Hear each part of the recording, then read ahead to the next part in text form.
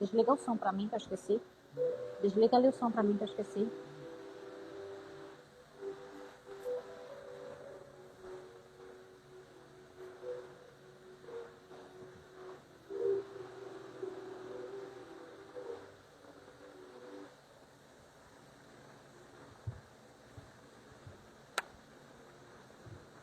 Boa noite a todos. Sejam todos muito bem-vindos mais uma vez à Fraternidade Espírita Missionários da Luz. É sempre um prazer recebê-los aqui nas nossas reuniões públicas. Hoje estamos aqui com um convidado que já é amigo da casa, que já veio várias vezes, nosso amigo Rodrigo Salles, que vai trazer aí um tema para a gente, um tema da família,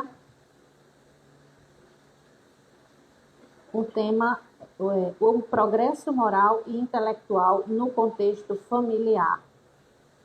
Um tema que está baseado aí em questões do Livro dos Espíritos, que o Rodrigo vai trazer com detalhes para a gente nos ajudar nessa reflexão. Nesse mês de maio, a gente tem trazido muitos temas, né, relacionados à família, aproveitando aí esse mês temático aí do Dia das Mães e do contexto da família como um todo.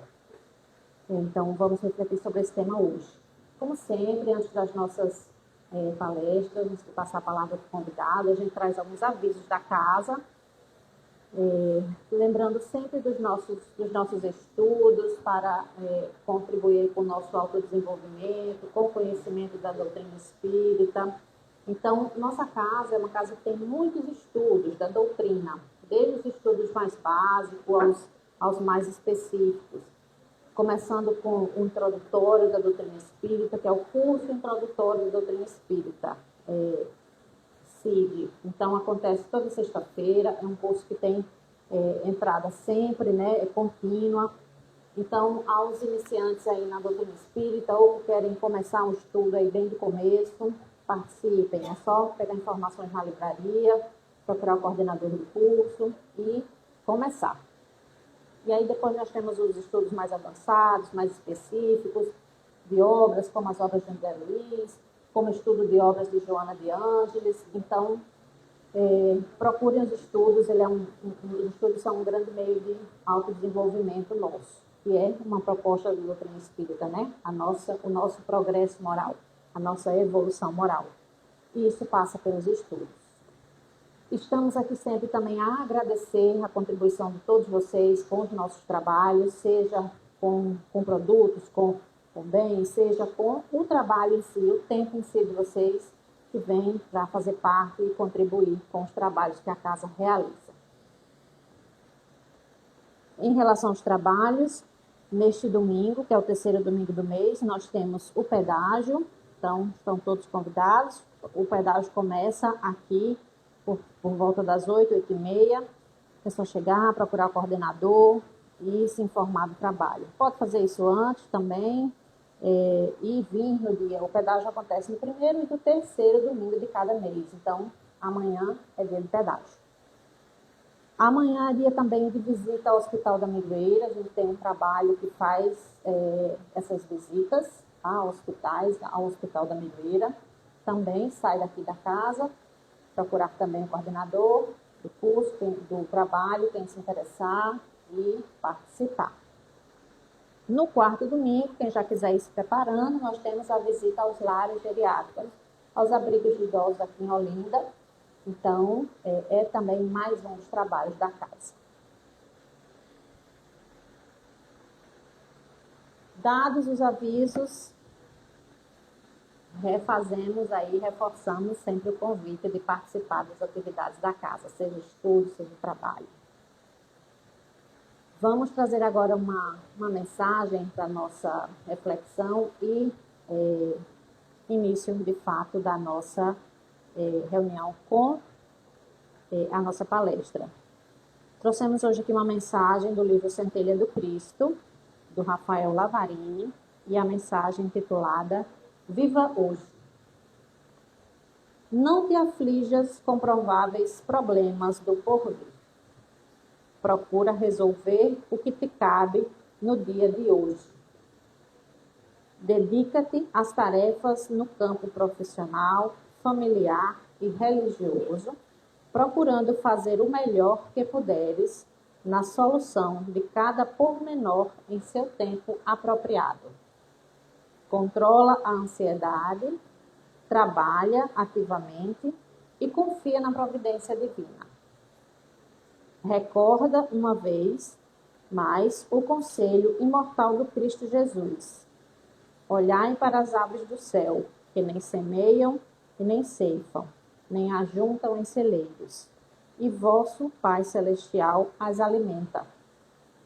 Não tendes vós muito mais valor do que elas?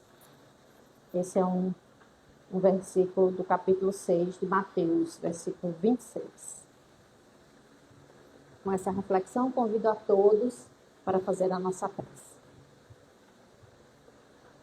Mestre amado Jesus, gratos estamos por mais uma noite, mais um dia em que nos encontramos aqui nesta tua casa, buscando o nosso progresso, o nosso melhoramento através dos teus ensinamentos. Ampara-nos e inspira-nos para que os teus ensinamentos possam nos tocar o coração e transformar-se em ações nas nossas vidas. Que a tua paz esteja conosco, assim seja. Rodrigo, fique à vontade, a palavra é sua. Vamos lá.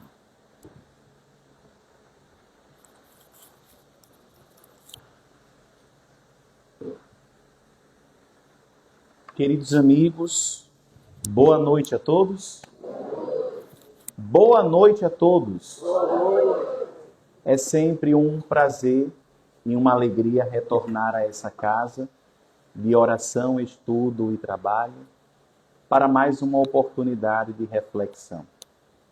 Trago um abraço fraterno e amigo dos que fazem o Núcleo Espírita Missionários da Luz no Pina, em Recife. Rogo que a luz do jovem Galileu ilumine esse lugar, ilumine também a sua vida e que as palavras que sairão da minha boca possam fazer sentido para a sua vida. Conta-se que um homem interessado em alcançar o conhecimento sobre todas as coisas, decidiu construir uma jornada em busca da sabedoria. E nessa jornada, tomou conhecimento da existência do homem mais sábio do mundo. Evidentemente, almejando alcançar a sabedoria, conhecer o homem mais sábio seria algo extraordinário. E lança-se, portanto, na sua jornada em direção a esse objetivo. Passa por várias terras, diversos vilarejos, diferentes cidades, povos e culturas, até que toma conhecimento de que o homem mais sábio do mundo morava em uma pequena gruta no cume de uma montanha, de um vilarejo um tanto que simplório.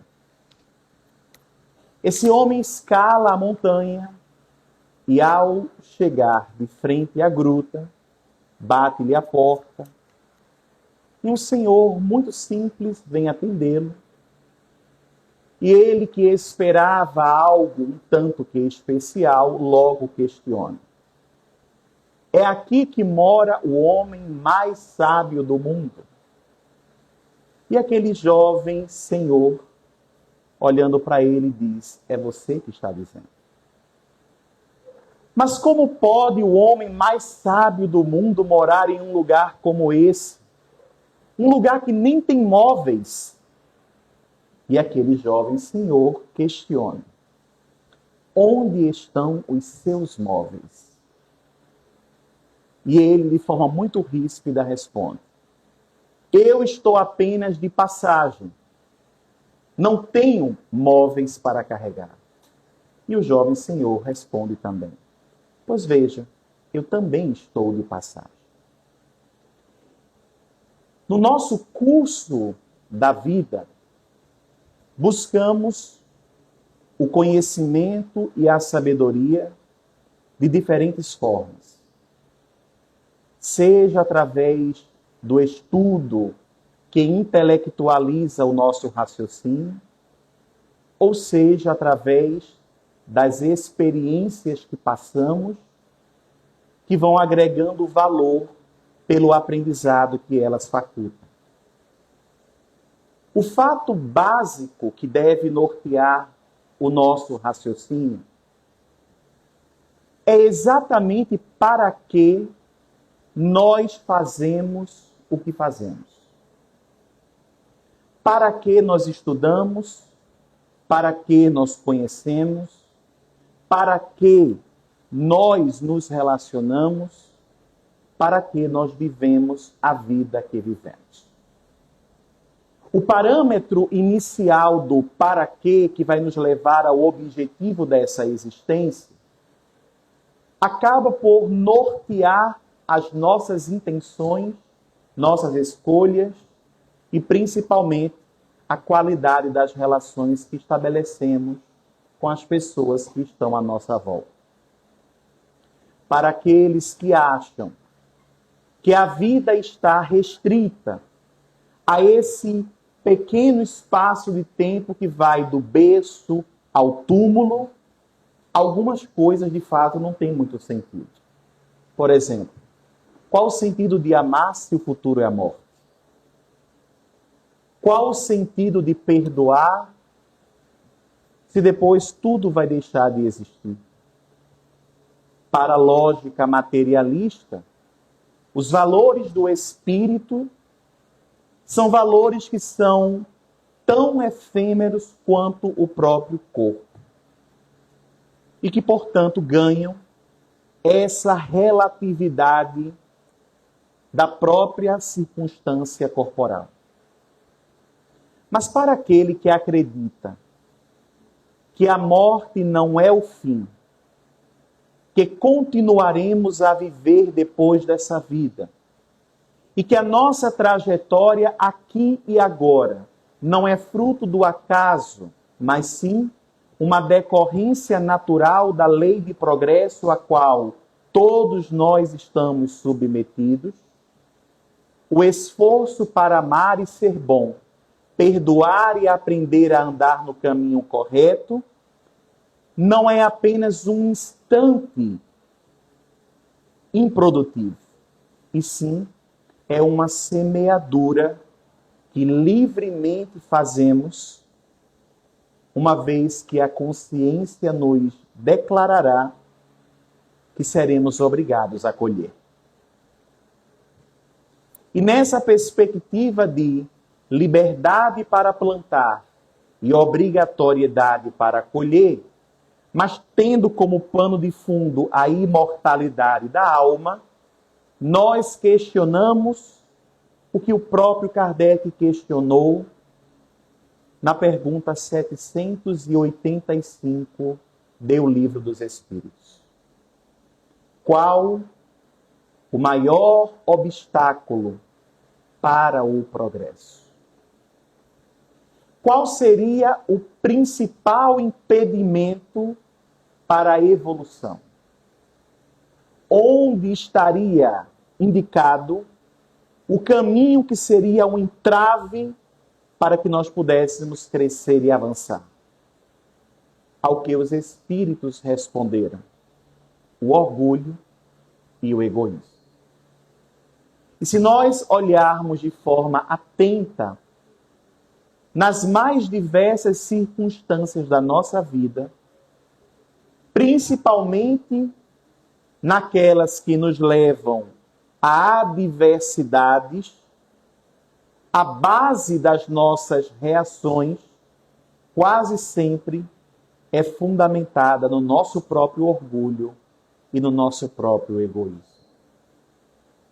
É tão forte essas chagas que ainda carregamos em nosso coração, que é preciso darmos muito sentido ao valor espiritual da nossa atual encarnação, para que não nos percamos nesse grande emaranhado de querermos sempre estarmos certos em qualquer situação. E para aqueles que erram e se sentem mal porque estão errando, eu gosto sempre de lembrar do exemplo do apóstolo Pedro, que no seu momento de vivência daquele colégio apostólico com Jesus, sempre se vangloriou de dizer que era um dos mais esforçados de todos. Era aquele que mais se colocava na posição de ser um fiel seguidor de Jesus. Tanto se colocava assim, que na última ceia, quando Cristo diz que ele seria o apóstolo que negaria o Cristo 3 vezes, ele fica indignado. Bom, indignado por indignado não é novidade, porque já sabemos que Pedro era um pernambucano que havia reencarnado por muito tempo antes, lá pelo lado da Palestina, por ali. Porque Pedro vivia arretado e indignado com tudo. Mas ele era aquele discípulo que queria alcançar os olhos de Jesus e receber do próprio Cristo a informação de que negaria Jesus 3 vezes, seria algo assim um tanto que atípico e quase que uma afronta para ele. A história foi contada e Pedro negou Jesus 3 vezes. Pedro ficou tão decepcionado com ele mesmo que ele praticamente isolou-se do mundo. E a notícia de que o Cristo havia retornado para o convívio entre os discípulos amados encheu ele de esperança e remorso ao mesmo tempo. E Jesus, professor por excelência,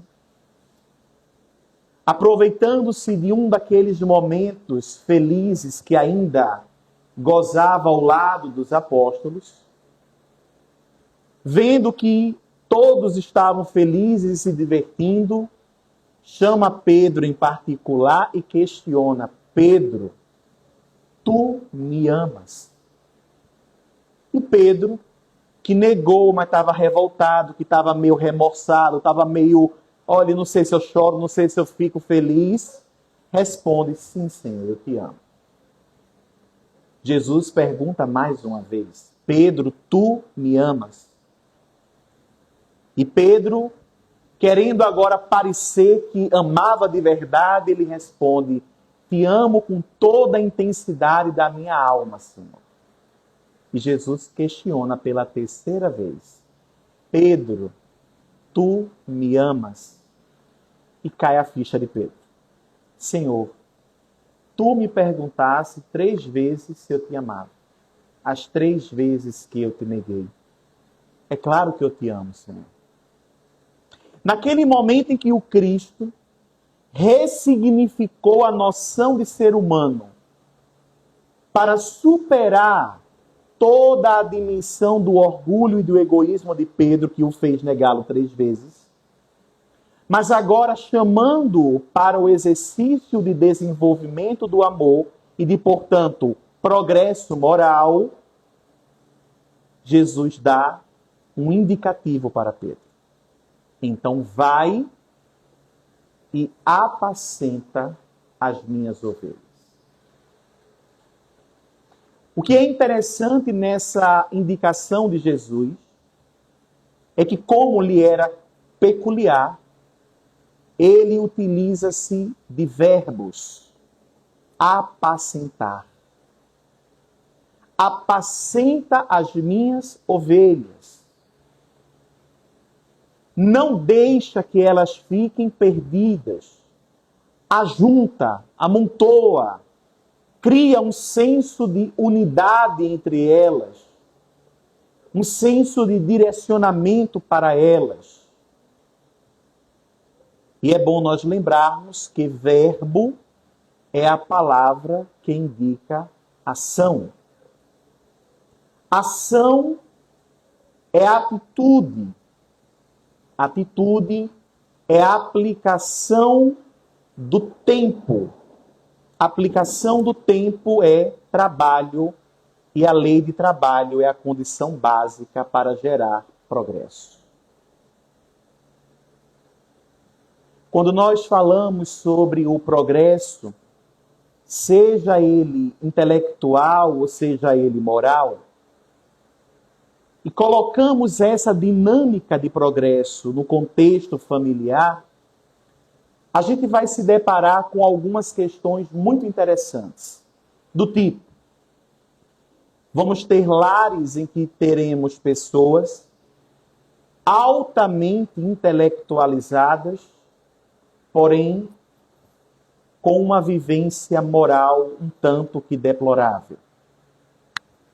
Teremos lares de pessoas simples em termos de conhecimento, mas com um afeto acolhedor extraordinário. E teremos o que é muito comum na nossa dinâmica do que estão aqui, lares mistos, compostos por aqueles que ora desfilam mais conhecimento, ora apresentam mais capacidade de lidar com as circunstâncias da alma. O que é relevante é que, em algum instante, todos nós que estamos aqui já tivemos desavenças com familiares. Talvez você que esteja aqui essa noite esteja porque saiu de casa para não querer criar mais situações de desavença. Talvez você que esteja aqui essa noite está passando por um momento onde está sem falar com alguém e está jurando de pé junto que você não gosta mais desse alguém. Talvez você vai ter um exemplo para contar de um irmão ou de uma irmã, de um pai ou de uma mãe, de um tio ou de uma tia, um avô ou uma avó, que você praticamente está se esforçando para retirá-lo da sua vida. O que eu quero trazer essa noite é o olhar do Espírito sobre tudo o que nos acontece. E se aquilo que nos acontece não está ferindo a dignidade enquanto ser humano, é possível de ser suportado, dialogado e resolvido. Quando fere a dignidade, aí a gente vai para outros caminhos.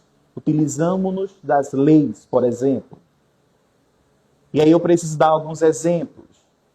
Se você é violentado dentro de casa ou violentada dentro de casa, isso configura uma ferida na sua dignidade como ser humano. E aí, até por uma questão de conservação da vida, é recomendável que você afaste-se daquele que está provocando essas feridas. Mas se na dinâmica familiar nós nos acercamos de desavenças e de situações que às vezes são conflituosas, saibamos utilizar do recurso do tempo, mas principalmente utilizarmos dos recursos do amor para superarmos as dificuldades que estejamos a atravessar. Eu tenho percebido, ao longo desses anos, à frente da sala de aula com adolescentes e jovens, que existe uma grande dificuldade de nós escutarmos uns aos outros. É uma mania que nós temos de quando o outro está apontando alguma coisa para nós, a gente nem espera o raciocínio ser concluído e a gente já quer rebater o que o outro está trazendo. E aí começa uma guerra de narrativas para saber quem grita mais para estar mais certo. E nessa tentativa de quem grita mais para quem está mais certo, existe naturalmente um afastamento da lógica e da razão para que entre em campo, entre no duelo, as habilidades inferiores que nós ainda possuímos. Quer ver uma coisa? Quando alguém nos contraria, pode perceber, o coração bate de forma mais acelerada, a gente, se tiver pressão alta, já tem um pico de pressão. Se tiver algum tipo de esquisitice a mais, começa a se coçar, perde uma noite de sono, tudo para querer ganhar uma briga. E a lógica da briga, da guerra, da narrativa de querer estar sempre certo, só tem sentido se o seu olhar para o objetivo dessa existência for a glória, o sucesso, o poder e ter coisas para ser feliz. Porque se o objetivo for o progresso do espírito que você é, todas essas questões tornam-se menores. E aí você começa a ponderar que ao invés das perturbações, das mesquinharias, das briguinhas, das desavenças, que só faz distrair e perder tempo, você aplica esse tempo naquilo que agrega valor para o teu espírito.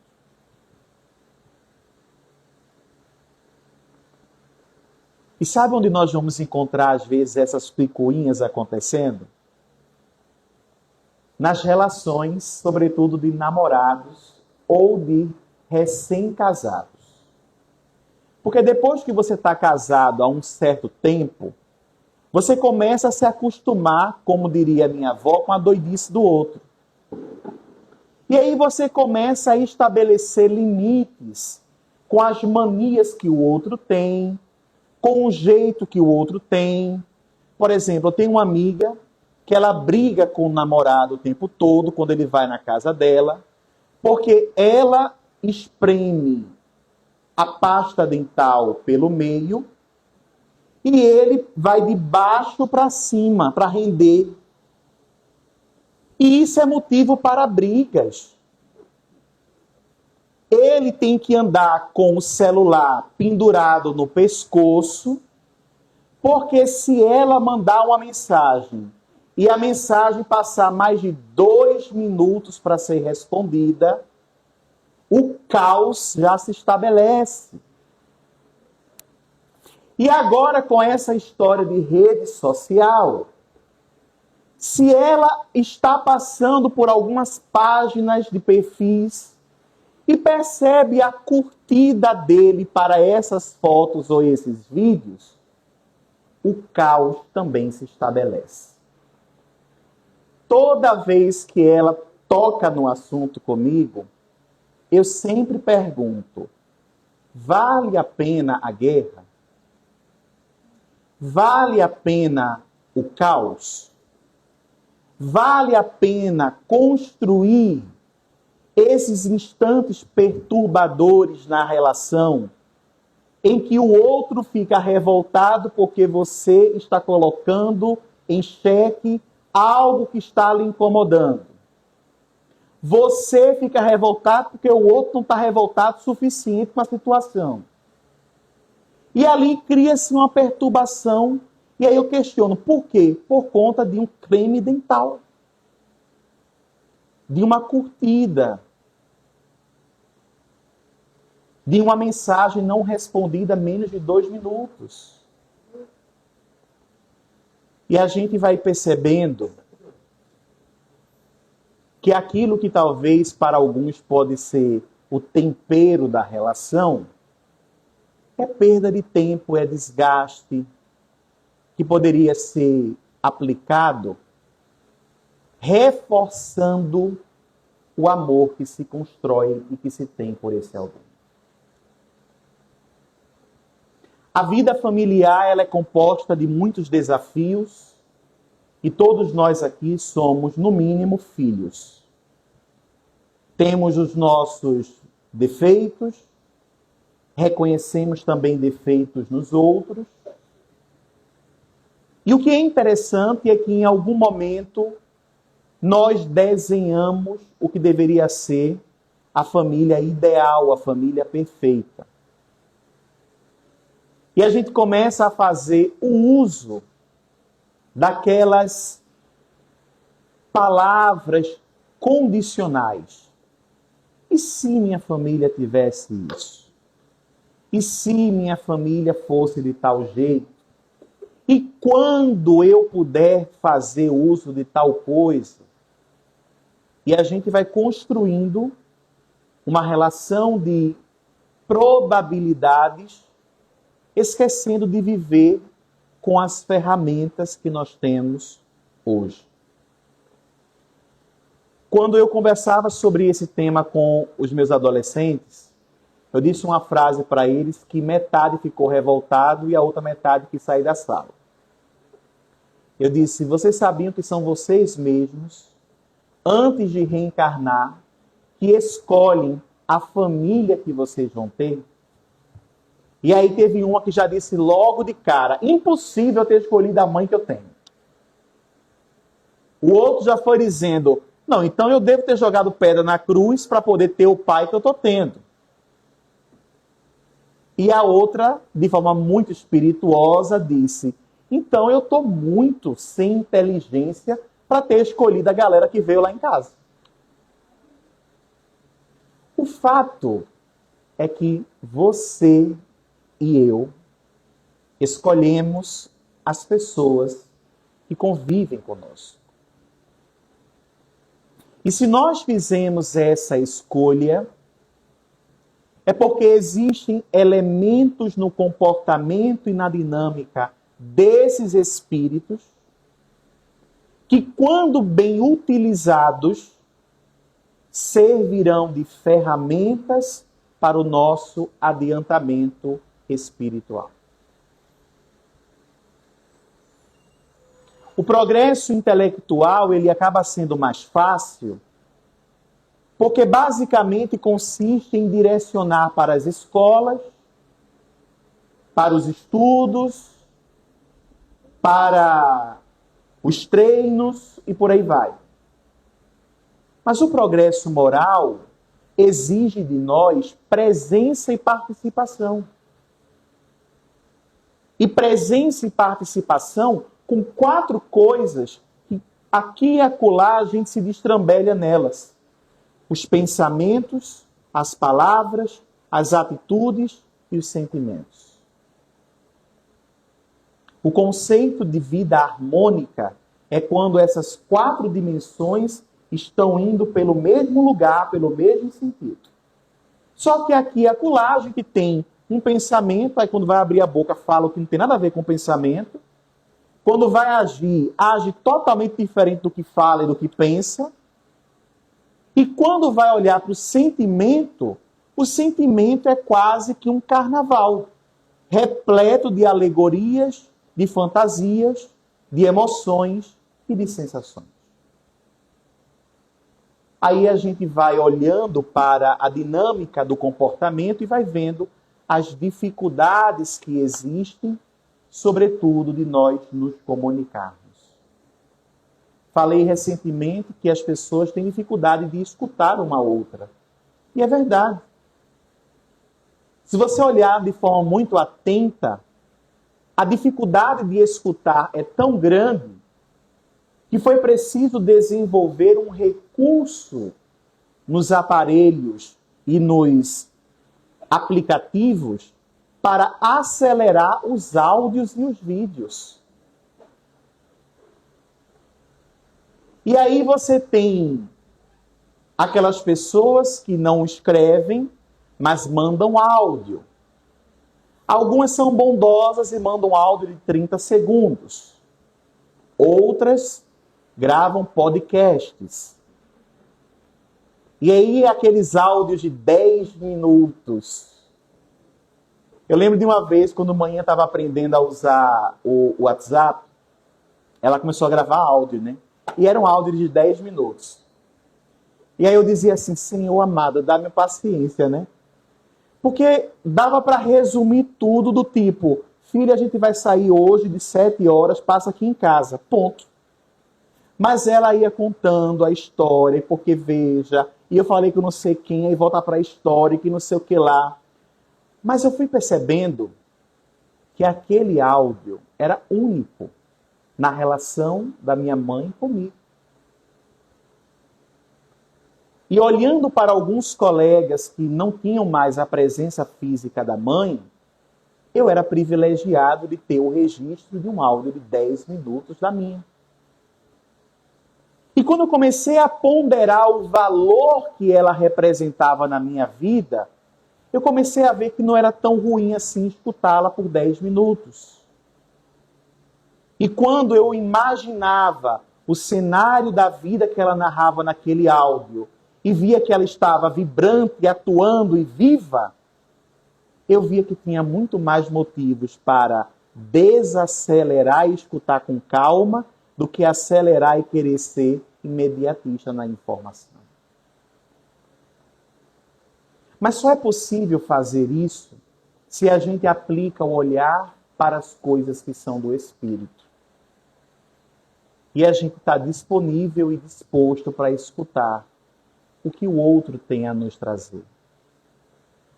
Às vezes a gente acha que o que o outro vai falar, a gente já sabe, a gente já escutou, a gente já ouviu, aí pula logo e não quer mais saber. Mas será que se você abrir a sua boca, também vai sair alguma coisa que agrega? Ou será que você também não vai reproduzir as mesmas coisas ou vai se deparar com alguém que vai dizer a mesma coisa? Fulano está falando o que está falando e eu não quero nem mais saber o que fulano está dizendo. São visões e são percepções, mas são desafios da nossa relação familiar. O mais importante nisso tudo é a gente entender o valor que nós damos para as coisas. E aí, por exemplo, nos casais, é sempre muito comum ter os desentendimentos, as necessidades de ajuste, melhorar a comunicação, lidar com o outro nas suas diversas dimensões. Mas também é sempre muito valioso estabelecer uma comunicação de trégua e de paz. Porque só de conflitos nós chegaríamos ao esgotamento das forças. É preciso também dar indicativos do lugar que vai nos conduzir a uma trégua, a um bem-estar e a uma situação de harmonia. Então, por exemplo, se durante o dia houverem desavenças, tenha elas, debata elas, fale sobre elas. Mas na hora de dormir, estabeleça uma relação de pelo menos voltar a falar de uma conexão que é maior do que a desavença. A conexão de um coração com outro coração. Seja através de uma mínima demonstração de carinho, ou seja através de uma fala do tipo, olha, brigamos o que tínhamos que brigar, ok, está resolvido, agora vamos nos abraçar, vamos dormir na santa paz do Senhor. E aí quando acordar de manhã, vai descobrir que tem outras coisas para brigar e aí segue o fluxo da vida. Não tem problema, mas é importante saber estabelecer os momentos em que a real conexão ela é mantida. Uma vida constantemente em guerra é uma vida que faz a gente perder o sentido sobre as coisas que realmente importam. E aí veja que interessante, voltando novamente para o exemplo da família, mãe, pai, eu estava outro dia, saí com manhinha, e aí eu olhei manhinha assim mais de perto, E é interessante como você começa a perceber as mudanças que existem. Então, manhã já estava com a papada aqui um pouquinho mais engelhada, o rosto já estava um pouquinho mais enrugado, o cabelo tinha se esbranquiçado por completo, a voz já estava ficando um pouco embargada. E contemplar essa natureza, que é simples e faz parte da dinâmica, às vezes é algo que a gente deixa passar batido. Como também pode parecer muito óbvio falar que ama alguém, e às vezes a gente se esconde atrás daquela história de dizer assim: ah, mas fulano sabe que eu amo, ele não é doido? Só que para além do fulano saber, e você saber que o fulano sabe, é muito valiosa a demonstração também por meio de palavras. Porque se ao lado de gritos diversos, de inconformação, de violência, o mundo está composto, também do outro lado podem existir as vozes que se erguem para dizer: eu amo você. E nessa hora é a hora que eu gosto de fazer uma pesquisa estatística na plateia. Hoje é dia 17 de maio de 2025. Então já se passou aí mais ou menos 5 meses desse ano. Esse ano, levanta a mão e se você mentir, os espíritos estão vendo. Levanta a mão quem esse ano disse para aqueles que vivem na mesma casa que você: eu amo você.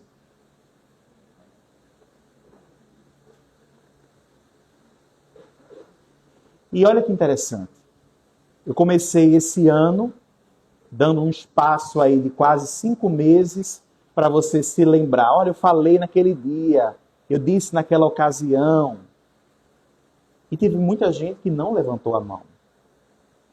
Não disse ainda esse ano: eu amo você, nem que seja para um gato ou um cachorro.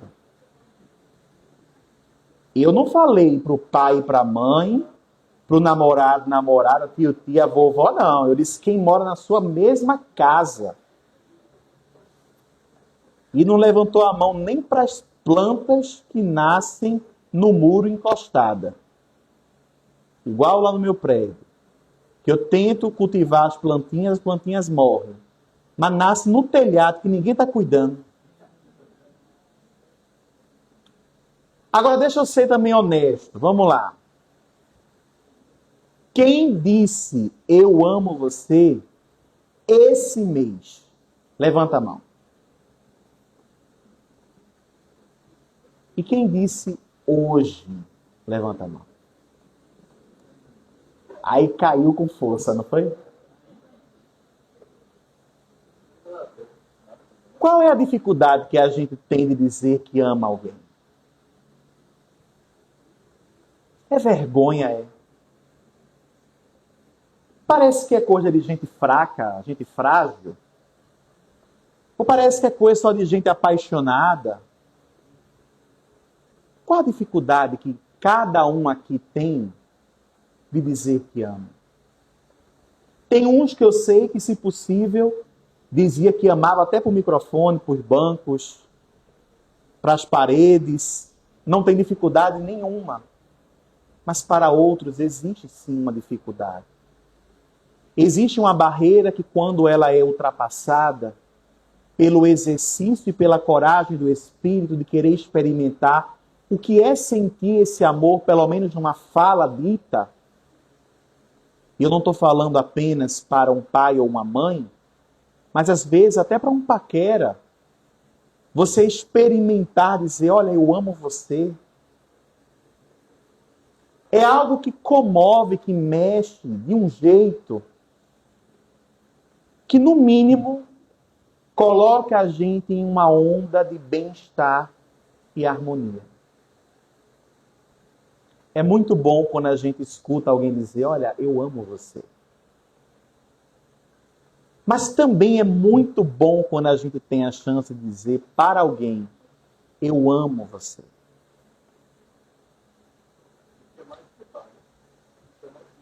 O eu amo você tem uma força muito grande. Ela tem uma força tão imensa que ela desarma o orgulho e o egoísmo. Não é à toa que em o Evangelho o antídoto para essas chagas é a caridade. E a caridade é o amor em ação. O amor em ação através de palavras, de atitudes, de pensamentos, de sentimentos, de momentos especiais. E o momento especial não é aquele jantar altamente planejado, mas é aquele momento simples em que a gente faz questão de fazer o outro se sentir especial na nossa vida. E qual o lugar que nós estamos colocando as pessoas que vivem conosco na nossa vida? Qual lugar dentro do nosso coração essas pessoas estão ocupando? Qual o grau de importância que nós estamos dando para esse amar? Veja que vivemos uma época onde as coisas são muito efêmeras, muito superficiais, muito passageiras, muito sem profundidade. As relações estão tendendo a ser assim. A gente fala sobre amor e fica parecendo uma coisa tão de livro, né? Livro de poesia, de música e por aí vai. Quando, na verdade, falar de amor é falar sobre alma, é falar de espírito, é falar daquilo que nos move, mas também daquilo que move o universo. Pois o universo é obra do amor, uma vez que Deus é amor, como bem conceituou Jesus. Mas qual o lugar que nós estamos colocando as pessoas em nossa vida? Então, naturalmente, se você tem desavença com alguém, quebre esse ciclo destrutivo, dando um primeiro passo que é, pelo menos, soltando essa corda que você faz questão de deixar esticada, só que é uma corda que só machuca as suas próprias mãos. Alivia um pouco esse peso de querer sempre estar certo, ou de querer sempre ser a pessoa justiceira. Alivia um pouco essa mania de querer sempre ter que ser escutado. E começa também a dar um pouco de atenção ao jeito que o outro é. E como conseguir acessar o outro. Porque dos 12 apóstolos, só foi para um que Jesus fez questão de praticamente esfregar o buraco da mão que o prego causou. Quem foi? São Tomé. Mas por quê? Porque era aquele que tinha necessidade de ter as comprovações. Os outros não precisavam daquilo. Mas foi para Pedro que o Cristo precisou ressignificar o não pelo sim para recomendar o apacentar. Foi para Paulo de Tarso que ele teve que aparecer para contextualizá-lo que a missão da vida dele não era aquela, era outra. Então a cada um foi se apropriando um método específico de amar e de despertar o melhor que o outro tinha. E assim também é a gente. Eu lembro de uma vez eu participando de uma reunião administrativa na Casa Espírita. E aí é um lugar e um momento onde todo mundo é fraterno, né? Onde todo mundo é amoroso, gentil, compreensivo. Onde ninguém quer mandar no centro. Onde ninguém quer ter as ideias. Onde ninguém quer apontar e dizer assim, fulano só quer mandar aqui, né? É todo mundo compreensivo. E aí eu lembro de um irmão que ele não concordou com uma coisa que eu tinha dito, e ele começou a gritar, dando a opinião dele. E aí eu, bem tranquilo, esperei ele terminar de gritar e fiz, não, verdade, o senhor tem razão, vamos aplicar tal coisa. E eu dei prosseguimento.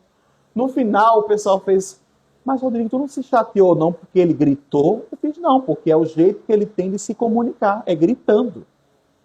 Cabe a mim aplicar um filtro, pegar o que ele está dizendo e os gritos ficam com ele. Para mim fica só a opinião, que é o que realmente importa. E aí é aquela questão de você saber dosar a relação que você vai querer construir com quem está à sua volta. Porque na hora em que a gente aplica o conceito do espírito para a família, a gente vê que a dimensão ganha outras proporções. Família deixa de ser apenas esse laço consanguíneo que nos une corpo a corpo e ganha a dimensão do espírito pela simpatia, pela similaridade de propósitos que nós nutrimos.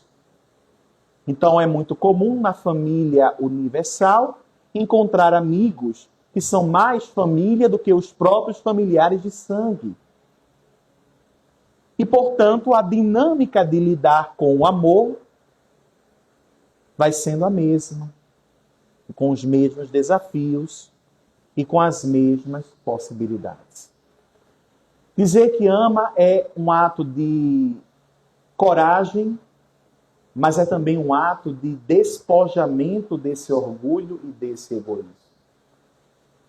E é um desafio que nós podemos fazer todos os dias. Tem gente que é carrancuda, séria, fechada.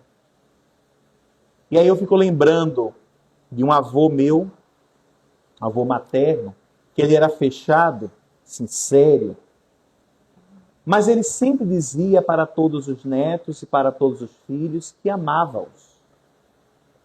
Só que dizia sério, mas dizia que amava.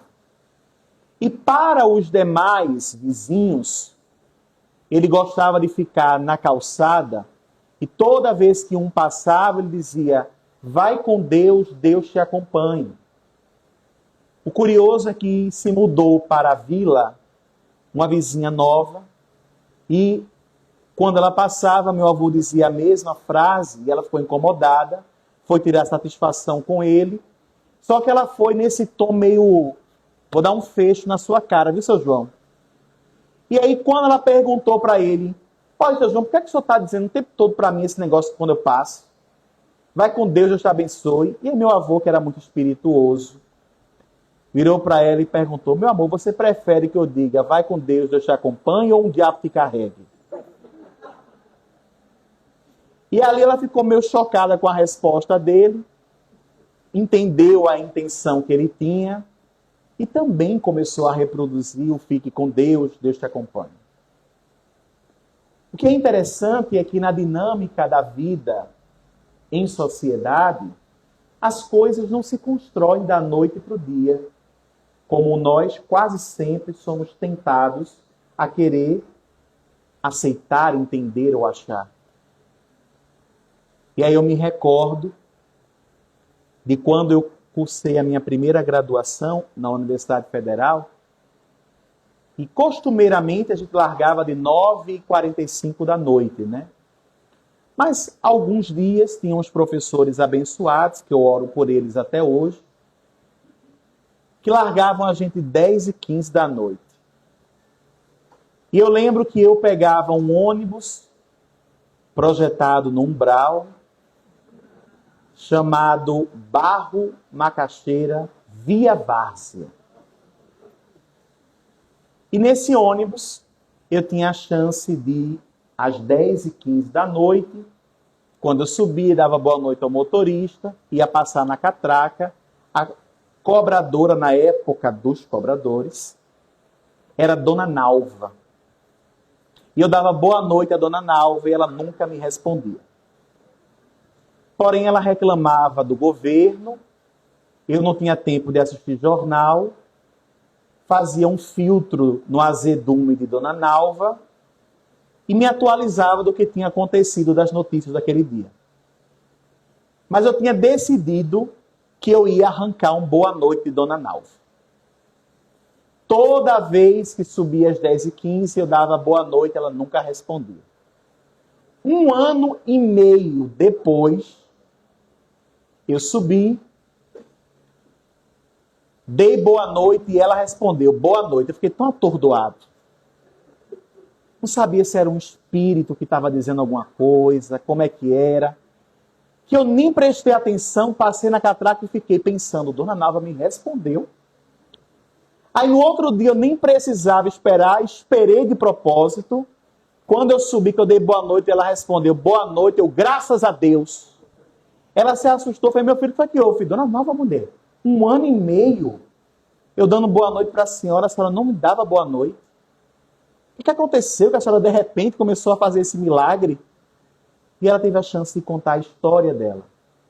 Ela disse, meu filho, eu sempre fui uma mulher feliz, alegre, contente, comunicativa e foi o que me fez alcançar esse emprego. Mas em algum momento eu permiti que as circunstâncias à minha volta calassem e apagassem o meu brilho. Ao me olhar no espelho, eu não consegui mais me reconhecer. E eu disse para mim mesma que dali para frente eu ia buscar me esforçar para me reconectar com a figura iluminada que eu achava ser. Como não dava para mudar da noite para o dia, eu decidi que ia voltar, pelo menos desejando para as pessoas bom dia, boa tarde e boa noite. E depois que ela contou essa história, ela sorriu. Eu fiz, veja que interessante, Dona Nalva. As pessoas podiam passar aqui várias vezes, tratar a senhora como mal educada. Hoje eu tive a chance de conhecer a sua história, porém, depois de 1 ano e meio, além de receber um boa noite seu, eu também tive a chance de receber um sorriso de um rosto que eu nunca tinha visto sorrir. E aí ela me abraçou e foi a última vez que eu vi Dona Nalva. Nunca mais eu a vi. E não estou interessado em andar de barro para poder vê-la novamente. O fato, meus amigos, para finalizar, é que a dinâmica da família não é uma dinâmica 1+1 = 2. Depende de muitos fatores, depende de muitas situações, de muitas ocorrências. O fato principal é que o que podemos oferecer é amar. Amar continuamente. Amar nunca é demais. Amor é aquilo que, quanto mais, melhor. E na dinâmica de sermos seguidores do Cristo, amar é a senha para o processo de avanço, de progresso, do espírito que somos e do espírito que queremos um dia ser. Muita paz a todos.